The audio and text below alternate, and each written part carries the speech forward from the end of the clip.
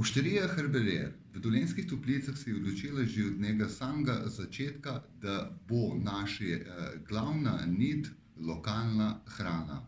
Zakaj nam je to pomembno? Zaradi tega, ker se zavedamo, da turist, ki pride v naše kraje, v Dolenjske Toplice, hoče preko hrane, kulinarike, sprobati tudi del naše krajine. Če ne bi vključevali v same jedi sestavine iz naše krajine, se naša krajina kot celota lahko izredno spremeni.